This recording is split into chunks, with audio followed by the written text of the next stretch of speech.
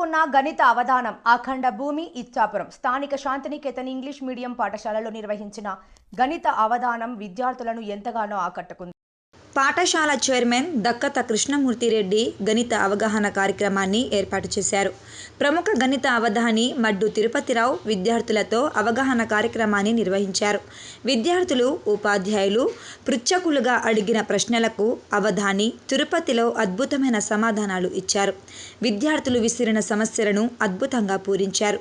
అవధాన ప్రక్రియ చివరలో మొదటి నుంచి చివరి వరకు అడిగిన ప్రశ్నలకు గుర్తు చేస్తూ వాటి సమస్యలను వివరిస్తూ అద్భుతమైన ధారణ శక్తిని ప్రదర్శించారు.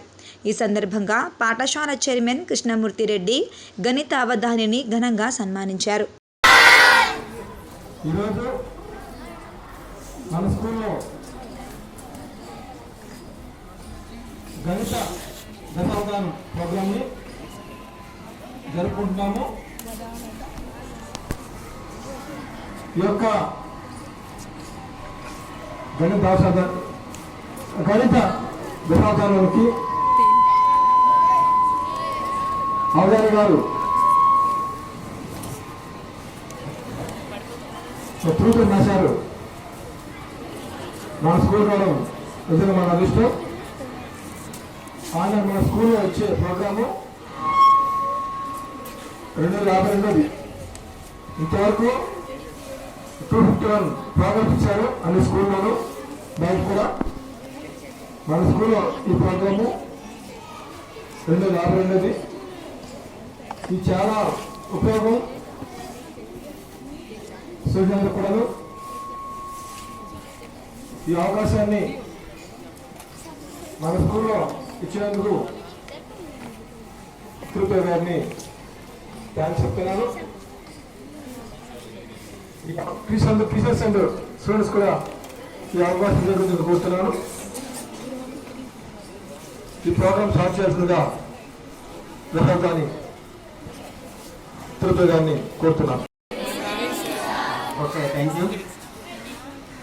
మరి ఈరోజు శాంతినికేతన్ పాఠశాల ఆవరణలో ఏర్పాటు చేసుకున్న ఈ గణిత దశావధాన కార్యక్రమానికి అధ్యక్షత వహించిన పెద్దలు, పూజ్యులు, గౌరవనీయులు శ్రీ దక్కత కృష్ణమూర్తిరెడ్డి గారికి, అలాగే ప్రిన్సిపల్ హెడ్ మాస్టర్ అయినటువంటి శ్రీమతి ఇందిరా మేడం గారికి, అలాగే గణిత ఉపాధ్యాయులైనటువంటి శంకర్ రామేశ్వర్ గారికి, అలాగే మరో ఉపాధ్యాయులు పూరి మహేశ్వర్ గారికి, అలాగే మిగతా ఉపాధ్యాయ సిబ్బంది అందరికీ పేరు పేరున నా యొక్క నమస్కారం తెలియజేస్తున్నాను.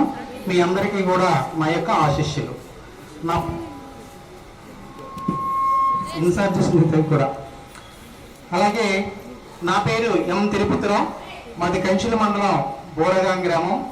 నేను సెకండ్ గ్రేడ్ టీచర్గా పనిచేస్తున్నాను. సెకండ్ గ్రేడ్ అంటే 1 నుండి 5th వరకు పిల్లల్ని బోధిస్తూ ఉంటాను అన్నమాట.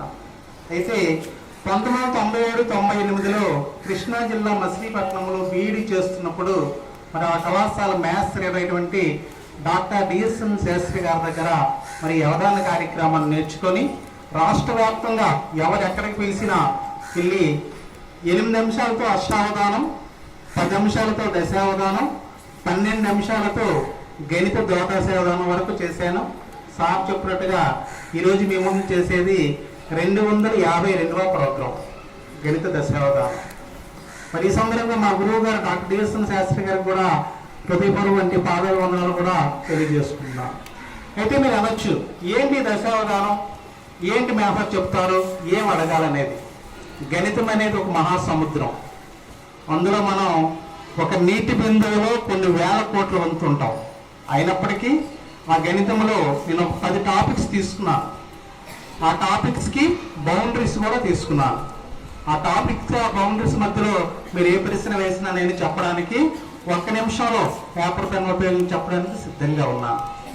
ఏంటి ఆ టాపిక్స్ అనేవి క్లుప్తంగా వివరించేసి ప్రాంతంలోకి వెళ్దాం. మనం ఎక్కడ కూర్చొని తీయాలి, దానికి కనిపించలేదు కదా, కూర్చోవాలి. ఫస్ట్ అంశం క్యూబ్ రూట్స్. దాని తెలుగులో అయితే ఘనమూలాలు అంటాం.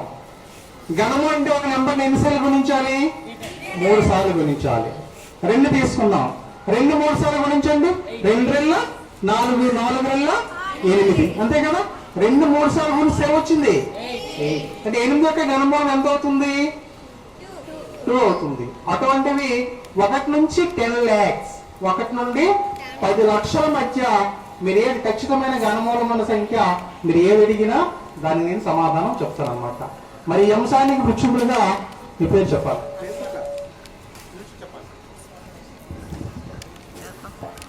Good evening everyone, I am Harsha from 8th class. Now I would like to ask some questions about cube root. అంటే ఈ అబ్బాయి క్యూబ్ రూట్స్ మీద ప్రశ్నలు అడగడానికి రెడీగా ఉన్నారు. అవధానంలో ప్రశ్నలు అడిగే వాళ్ళని పృచ్ఛకులు అంటారు అనమాట.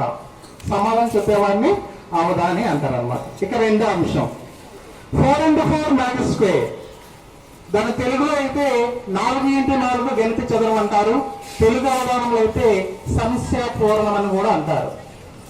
ఆ పద్యం తర్వాత ఏదో ఒక టోటల్ చెప్తారు అబ్బాయి.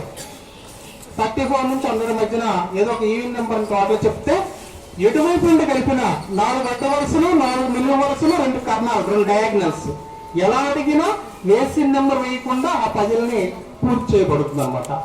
దీన్ని నేను 4 into 4 మ్యాథ్స్ స్క్వేర్ గా తీసుకున్నాను. మరి ఈ అంశానికి పృచ్ఛకులుగా Good evening one and all, I am Prem from 9th class. I will ask questions about 4 into 4 magic square. ఇక మూడో అంశం ఫిఫ్త్ రూట్స్. తెలుగులో దాన్ని పంచమ మూలాలు అంటారు. గణము అంటే ఒక నెంబర్ ఎన్నిసార్లు గురించాం? ముందుకును గణము అంటే 3 సార్లు గురించాం. మరి పంచమ మూలం కావాలంటే ఒక నెంబర్ ఎన్నిసార్లు గురించాలి? 5 times గురించాలి. ఉదాహరణకి 2 తీసుకుందాం. 2 5 సార్లు గురించండి. 2 2 4, 4 2 8, 8 2 16, 16 2 32. అంటే 32 యొక్క ఫిఫ్త్ రూట్ ఏమవుతుంది? 2 అవుతుంది అనమాట. అటువంటివి 1 నుంచి 1000 కోట్ల వరకు, 1 నుండి 1000 crores మధ్యన ఏ ఖచ్చితమైన పంచమూలం ఉన్న సంఖ్య అడిగితే దానికి కూడా పంచమూలం చెప్పబడుతుంది. మరి అంశానికి పృచ్ఛకులుగా Good evening, one and all. I am Joshna from 10th class. I would like to ask fifth root.